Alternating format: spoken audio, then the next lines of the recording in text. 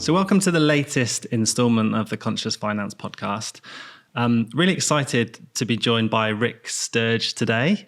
And Rick, we met recently, didn't we? By chance. We did. Almost. A couple of weeks ago. Yeah, at the Blue Earth Summit, which is an amazing event for anyone who hasn't been.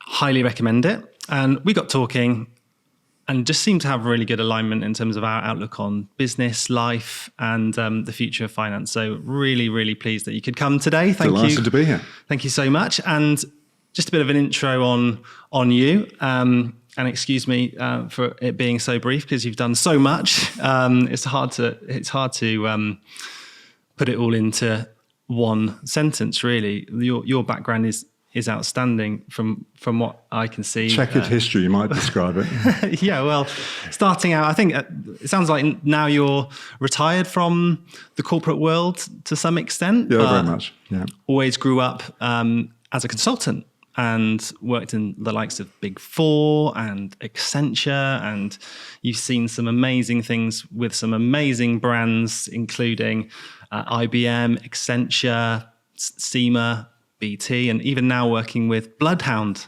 who doing the land speed record attempt, which is pretty fascinating. It's a bit of fun. Yeah, I can imagine. And you've worked with some of the biggest brands and governments all over the world. So really excited for this conversation today to learn your perspective, because you've probably seen an awful lot, good, bad, and indifferent. It's fair to say. When it comes to all things purpose, ESG, finance. So it'd be great to get into it then. So what would you say, just in terms of your background and your story, what is it that has driven you down this path of purpose? Okay, well, I guess it started a long time ago. As you say, I started life training as a chartered accountant and realised I wasn't a very good one. Mm-hmm. So decided to go more into the business world and went into the aviation business, running airports and providing aviation training and consultancy all over the world in all sorts of developing countries right across the globe. And I suppose it was those days when my eyes started to open in terms of what was going on around the world and the kind of impact that could be made with the business world really galvanizing and collaborating and looking at how countries develop, how communities develop. And it was probably not overt at the time, but it was certainly eye-opening, some of the countries I was working in. And I suppose what became abundantly clear early on was, for me, the humility around people wanting to get their kids educated right across the world. Mm-hmm. And despite whatever circumstances they were in, however poor the community was, education was such a vital part of everyday life. And you'd go into very rundown areas in different cities, different countries around the world.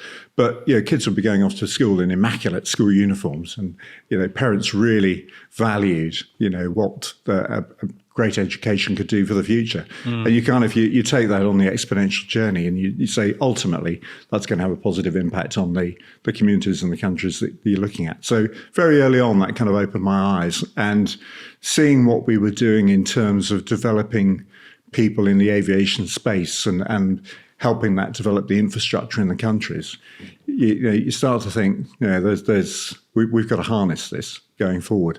Over the years, I went more into business consulting, as you say. We had a young family at the time that didn't particularly enjoy waving me off every week on a different aeroplane. So I thought, I'll go into business consulting and hopefully be more UK-based. But with my background, very soon I was advising major global corporates and governments all over the world because I had the kind of background in that space. I've been very lucky. I've worked in over 100 countries over the years. So it's been a privilege to do that. Met some fantastic people, people, and seen some great countries, had some great food. It's been super. I can imagine. But over time, again, it continued to open my eyes in terms of what was important in life. And I was doing a lot of work in places like India, and I met a chairman of a chemical company in India, and it was just an amazing conversation. He built this massive conglomerate, and I asked him the question, what's important for you these days? And he says, well, I've decided I'm going to rebuild my village.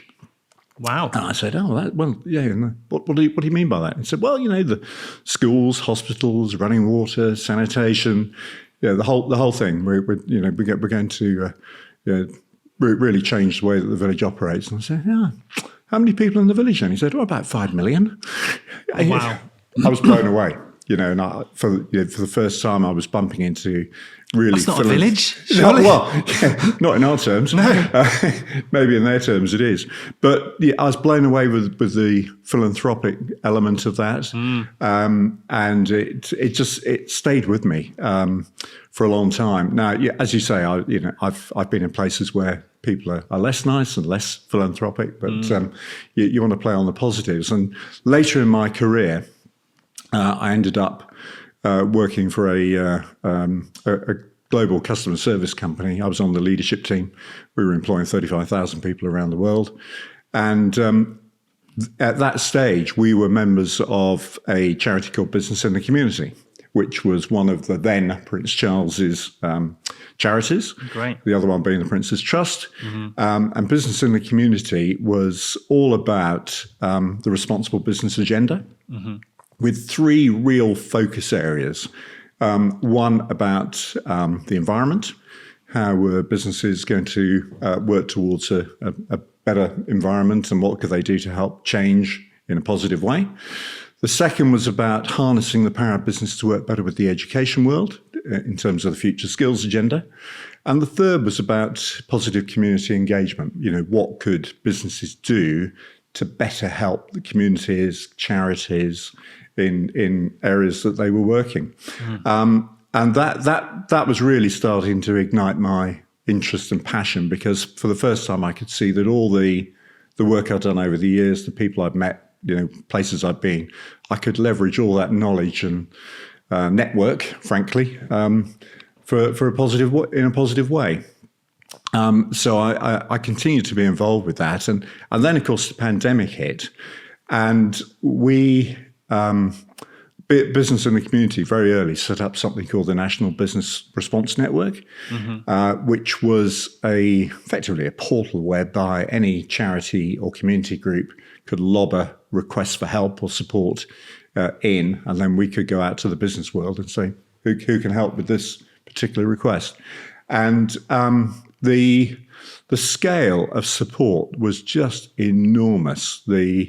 The generosity of corporates to get stuck in and help was amazing. So, a mobile telecom company gave us 500 handsets with a gig of data on each, so we could redistribute those to charities who were helping people in their different communities. Yeah. One of the oil companies gave me 300 laptops, which we could redistribute to kids who needed to continue their education.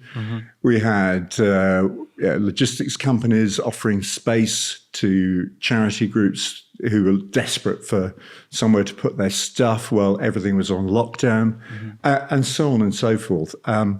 And that, for me, was really, a real manifestation of what this whole ESG thing is all about. It's not about bottom line. It's not about grabbing the dollars, grabbing the pounds. It's about doing the right thing. And that's continued to motivate me since then, and we continue to do that kind of work. That's amazing. Thank you for that. That's a long, rambling introduction. No, it's Apologies for that. Really useful just to give a bit of context and grounding, because it helps me understand how your mind works. Because I think when we first met, I think the way that you think is on such a macro level to an extent that I've probably not experienced before. And personally as a business owner, and I think the same as many other people out there, whether you're finance director, CFO, CEO, it's very easy just to think micro and the things that you can influence that are right in front of you, but how your business makes an impact, for example. But you really got me thinking about sort of the macro and the community side in a different lens almost, because obviously as a business we do a lot with our local community. We give back, we volunteer, yada yada, but more like being a catalyst for change, and how you described, almost driving that new narrative in your sector or industry. And I think that's something I'd love you to share with the listeners a little bit, in terms of your view on how businesses need to change their outlook in order to actually tackle some of these huge issues that we've got in front of us with what's going on in the world right now. So we can take that on a number of levels. Yeah, big question. Yeah, that's a pretty macro question. But you're right. And I guess one of the benefits I have is obviously 35 years of experience that I've built up. Yeah. But without having to do a day job now, a lot of people, they've got to deliver on a day-to-day basis because they have to keep the day job moving and earn the money to keep the family going. I don't have that constraint. So I can go and be troublesome in lots of different ways. I can go and talk to chief execs. I can go and talk to managing partners of professional service firms. I can go and talk to vice chancellors of universities. I suppose I can do it in such a way that I'm not really a threat, because I'm not a competitive threat to any of them. But I can just go in and be almost like a bit of a friend who's quite provocative in front of them to really challenge what they're doing. But fundamentally, what I've really been pleased about is I'm actually pushing on an open door. Firstly, business don't know what they don't know. So when you're talking about community engagement, there's a huge desire for them to do more.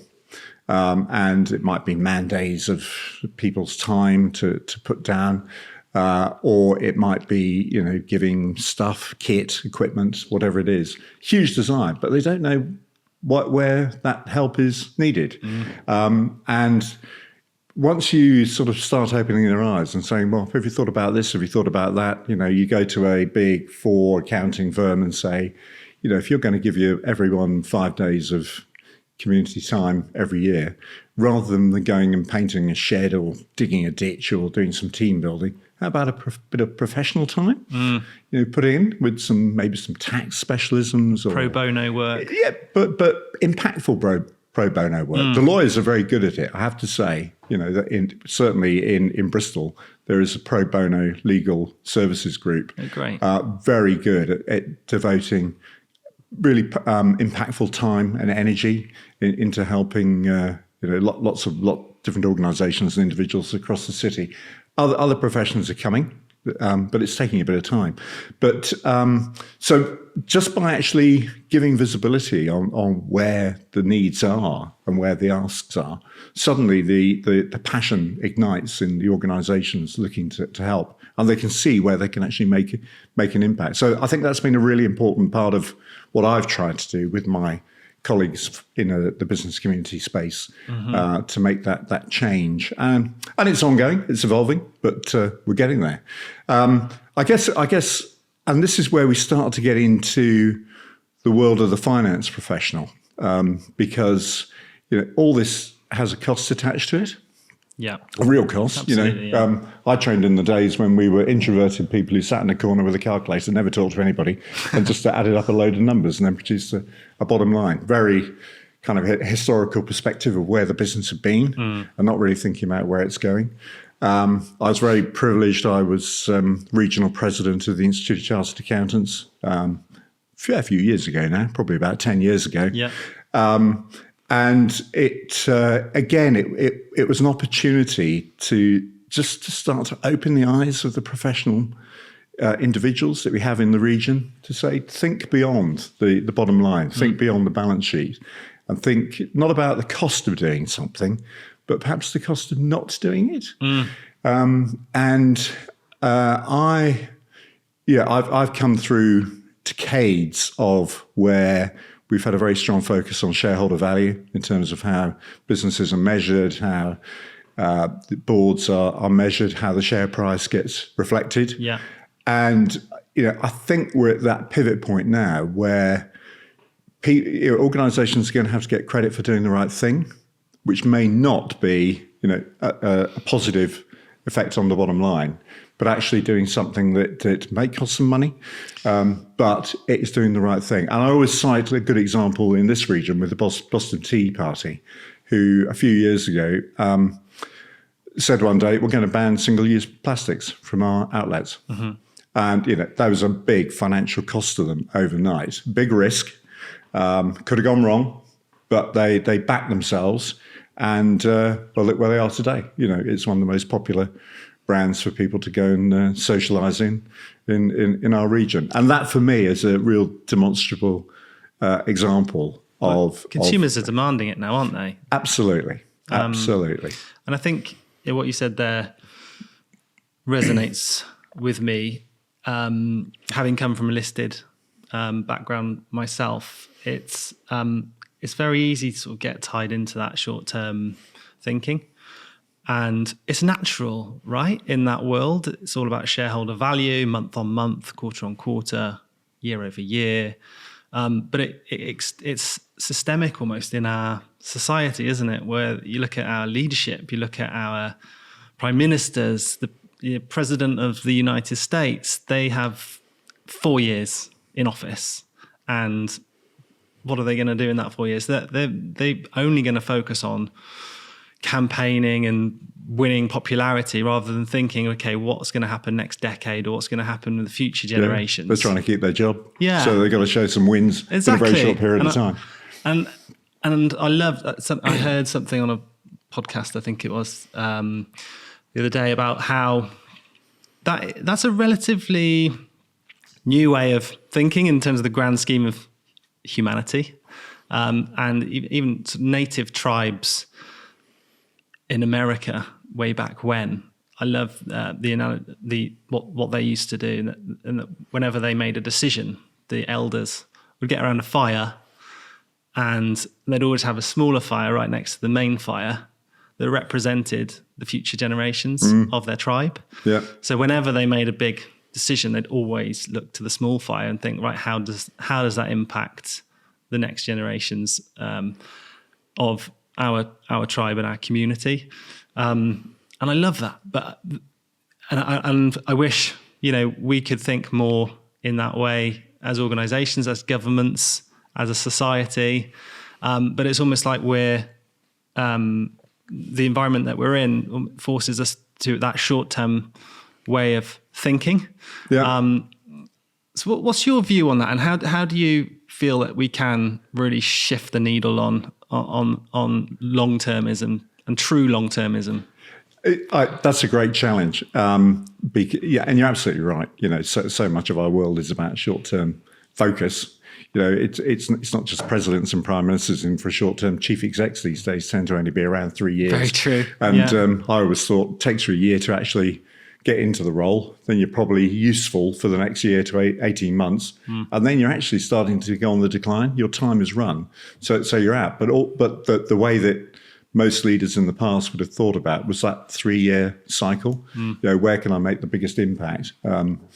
And if I'm going to be cynical, thinking about the next chief exec job they're going to move into on the back of the success they've got in that particular one. Yeah. I think where we're really seeing great change now in attitude is around the willingness to collaborate within sector, cross sector, in all sorts of different ways. And I've been really encouraged in recent months as we've looked at coming out. We're still coming out of the pandemic. Let's be honest about this. And there are a lot of organisations just focused on making sure they survive, and you get that. They've got to do that as a priority. But as we kind of start to lift ourselves up out of the problems of the last few years, we're starting to see and conversations taking part with organisations saying we can work together on this. I had the pleasure of hosting a managing partners dinner about a year ago for all the managing partners of the legal firms in Bristol and all the accounting firms. Okay. Firstly, getting accountants and lawyers around the same dinner table was a first. I can imagine. And I was very pleased to say there wasn't too much chest banging. But the topic was around net zero. Right. And we just put the challenge on the table to say, look, you're big employers in the region. Collectively, you employ tens of thousands of people. But your influence and your reach is extensive down through your client networks, the businesses that you work with. And if we could sort of join the dots and say collectively, in terms of the net zero agenda, what few things could we do to really accelerate change and make it a more sustainable change for the future? And it was simple things, sharing best practice, sharing case studies, maybe some provocative thought leadership. But most importantly, what could they do about working collectively in their supply chains, which was pretty common across all the firms, to start to get that oomph in terms of accelerating the change. So going back to your point about individuals having a short-term focus, organisations that have they're going to be around for a long time. They want to have that key seat at the table in terms of being seen to do things. So regardless of whether a managing partner steps down tomorrow and another one comes in the day after, the company, the firm itself is going to continue on the path that's been set. So there is that kind of sustainable vision now that's coming to the party, which gives me a lot of confidence that we can actually make some of this step change. I think for one of the most challenging things we've got, too much focus, I think, has been put on, what's the government going to do to take the country forward. And if we wait for that, we'll be here all... If we ever get it. Yeah, exactly. Because again, they're in for short-term periods themselves. And they've got bigger things to worry about in terms of how to manage the national debt, etc. So, myself and a few others have been challenging the business world, the business leaders recently, to say, actually, now's the time for businesses to step up and own it. Own it being, what's the future look like? Where are different industries going in the region?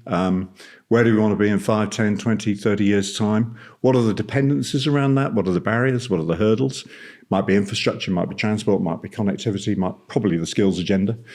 So what do we got to do collectively to get that clear focus in terms of the future? Because it's vital. It's all about job creation, job retention.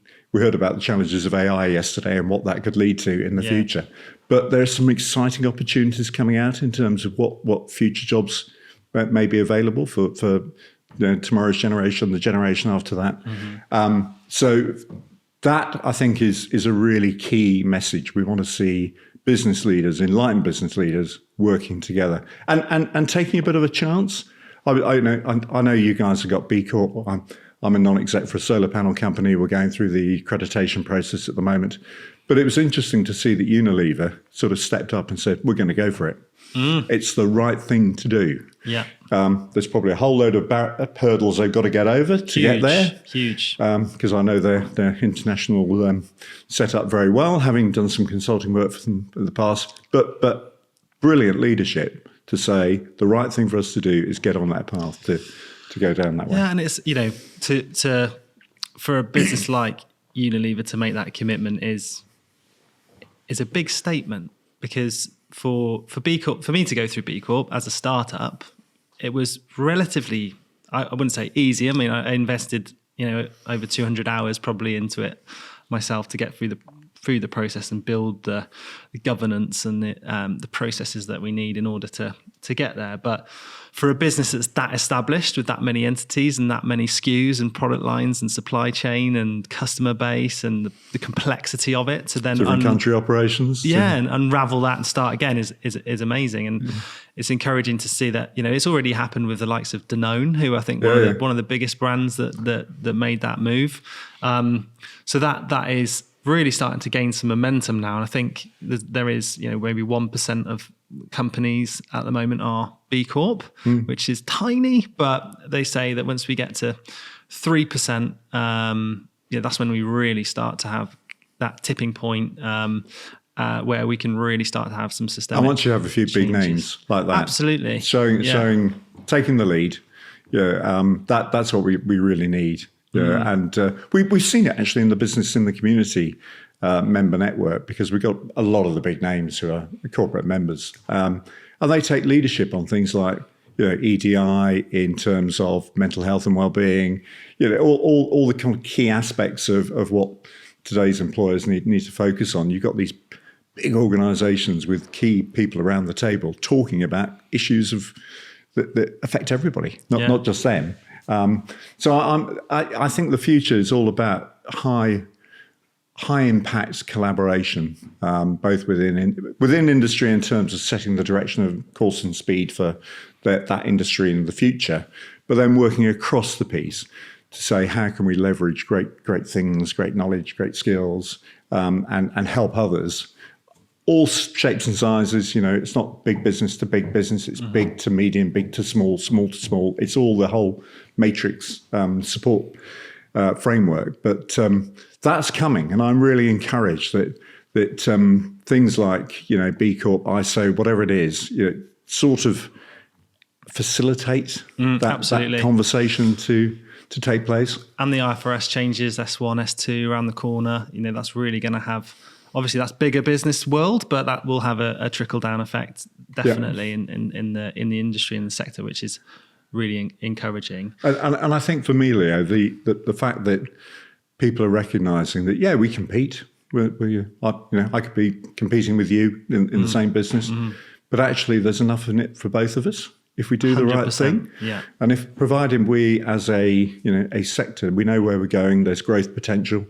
We're both going to win. So it's not a question of us fighting each other. It's a question of how do we do the right thing to optimize that opportunity. It's a mindset shift, isn't it? I think we're in the recruitment sector, especially, it's probably similar to what you described with law firms and accountancy practices. It can be a bit dog eat dog when it comes to the competition, and I think it does need to change from a mindset perspective, and it's disappointing because it still exists. I've reached out to other B Corp recruitment business leaders, and they just completely ignore me. Whereas my view on it is, well, why don't we just share ideas? And actually together we can really change this industry and for the greater good, rather than focus on what is 1 meter in front of us.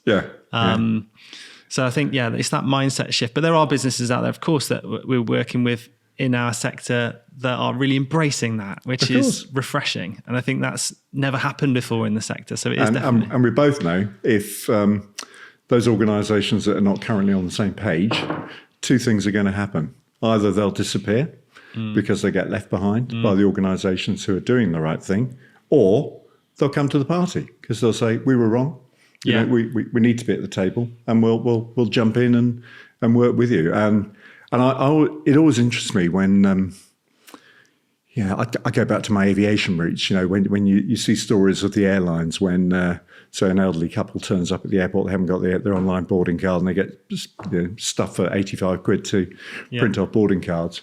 Whilst that's absolutely within the terms and conditions of trade for that airline, the impact on their brand is awful, and for the sake of 85 quid, you're going to expose the brand to that sort of negative publicity. And you just feel that the collective power as we move more into this responsible business frame, people's attitudes are going to change. The way people operate, it's going to be much less about shareholder value, much more about, I don't know what you'd call it, social value, citizen value. You could put different names on the top, but it's all around having that positive impact on society at the end of the day. Maybe it's society value. We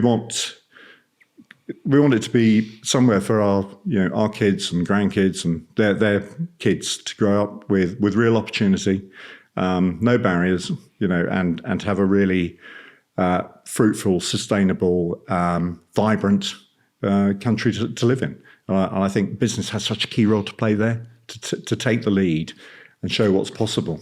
Absolutely. And that sort of leads us on quite nicely, actually, to the next question. So within that context, I mean, you've been a CFO for multiple organizations. Over years. And you've seen an awful lot in terms of what works, what doesn't work. What would you say the future of the finance leadership role is? And what advice would you give to CFOs and finance directors on their journey to try and drive meaningful change? I'd probably say to them, train as a lawyer, you're going to earn more money. But yeah, but I joke. I think our role has really changed over the years, and the whole AI conference at Bletchley this week, I think, is just indicative of that change. When I trained as an accountant, it was, in fact, my first job after qualifying. I was still using manual ledgers, manual books of account. So adding things up in the columns, and to produce the accounts. Geez, how far have we come since those days?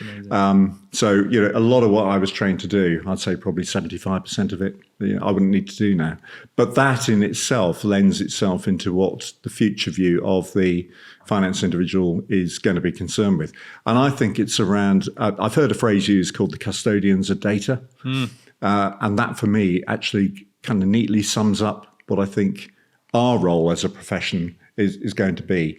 We're bound by an ethical code of conduct.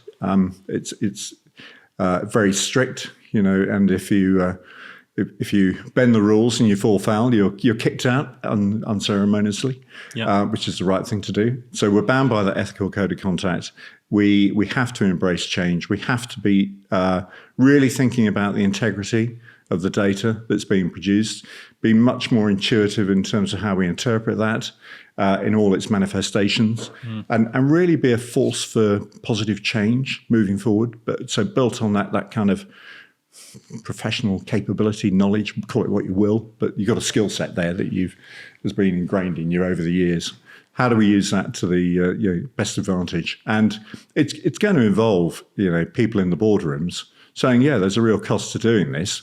But I can see a positive return on that investment that isn't necessarily monetary, but it could be, as we said a short time ago, something around social impact, social value. Yeah. So absolutely. if I invest 10 days worth of one of my team's time into helping community groups and charities, the impact on that in terms of the number of people we're going to help and the value we're going to drive is X. That's a perfectly valid return on investment business case that anybody can stand up in front of their leadership team and say, look what we've done. Yeah. We invested this time, we invested this effort, and we delivered that in terms of value. And that's nothing to do with shareholder value. I love that. I think you're absolutely right when it comes to the skill set of a finance department. That they've got that respected seat at the table, but they are that scorecard for the business. So their skill set is naturally very well aligned to tracking, measuring, reporting. So on all things ESG, the triple bottom line context, for example, B Corp reporting, that and everything that goes with that is really well aligned to finance. But then equally, as you say, one of the biggest challenges that I think businesses face when it comes to really changing their outlook is getting buy-in from the board. And what you said there, the business cases, it is almost like the business case for ESG, isn't it? And I think, again, the skill set of a finance leader is that they can really open the eyes of the CEO, the COO, in terms of the value creation that this does have, and whether it is, supply chain, whether it's looking at, your balance sheet, how do you actually get more out of that from a value creation perspective?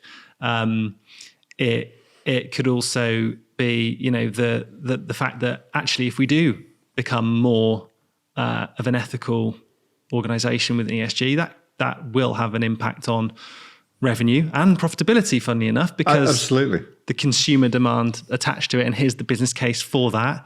I think that finance leaders, and part of the purpose of this podcast really was, as I was speaking to more and more finance leaders in B Corps and ethical businesses and charities, they have so much more influence than they actually maybe give themselves credit for. Spot on. Spot on. And there's so much there that I think can be done. Yeah. What are your thoughts on that? No, I mean, you're spot on, Leo. I mean, fundamentally, first and foremost, we've got to make sure that the business we're working on stays afloat. Yeah. We do have a duty to the bottom line and the cash flow and the build up of capital in the business to make sure that we are sustainable. So first and foremost, do the day job. Yeah. But then, you use those kind of additional skills, both intuitive and otherwise, to think out of the box. You're not bogged down these days in doing manual work. The numbers drop out. So it's very much more about thinking out of the box of what you could do with those different aspects of operations with a kind of people, place, planet focus. In my time with SEMA years ago, we used to talk about the balanced scorecard being kind of the financials, the customers, the people, and the kind of processes and efficiencies and all the rest of it. That still holds true. What you've added over and above that is kind of the environmental piece. And so it's no longer a balanced scorecard because there are more than 4 quadrants, but they're all linked together. Now, I think if we go back to the fundamentals around that, are we treating our people right? Are we really helping them? Are we looking after their mental health and well-being? Are we developing them, giving them every opportunity for the future? Are we treating our customers right? We had that little conversation about the airlines a short time ago. Yeah. What does good customer service look like? What does bad customer service look like? You've got to make sure that you don't drop the ball because then you're on a hiding to nothing in terms of what the bottom line is going to do. You want to look after the whole continuous improvement around the business. Again, that's where the finance professionals have so much to do to impact that. Are we getting the most out of the technology that we're embracing? Are we deploying automatic robotic capabilities? Continually change to drive more efficiency, which again frees you up to do so much more in a different way in terms of the community impact, or whatever floats your boat in terms of trying to help others. Love that. So I guess to close out, for the listeners out there, and most of them are finance directors, CFOs, or aspiring finance directors, and I'm guessing they listen because they're interested in purpose and how to drive more impact.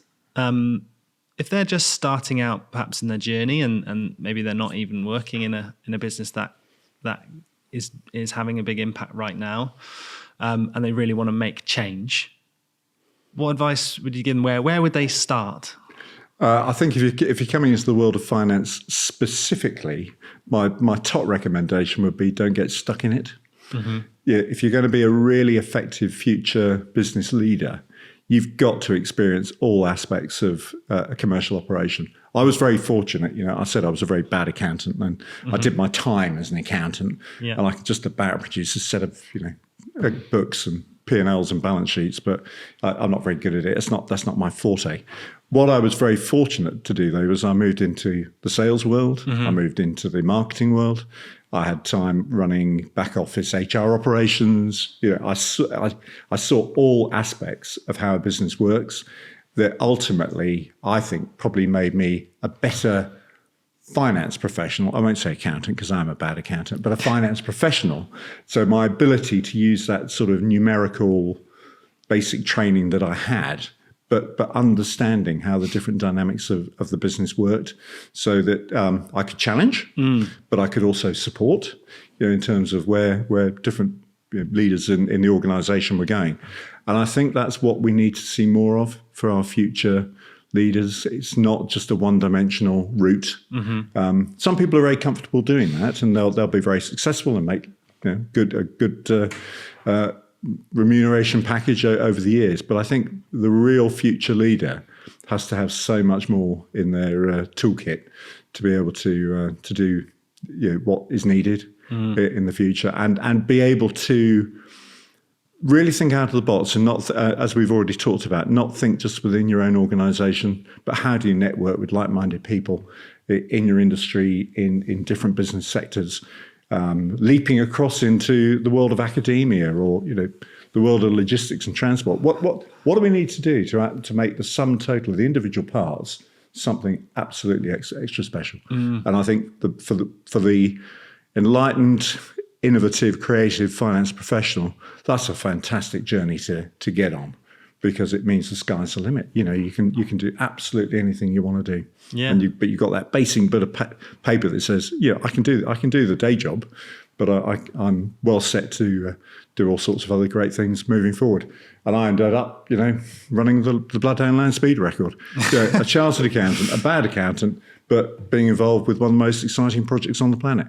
Yeah. That's kind of sums up where people can get to. Brilliant. So thank you so much for coming today, Rick, and sharing your view and vision. I think it's definitely got my cogs spinning in terms of idea generation and how can we drive real change. And I think a lot of the audience probably feel the same way, because you do think on that real macro level that not many people do.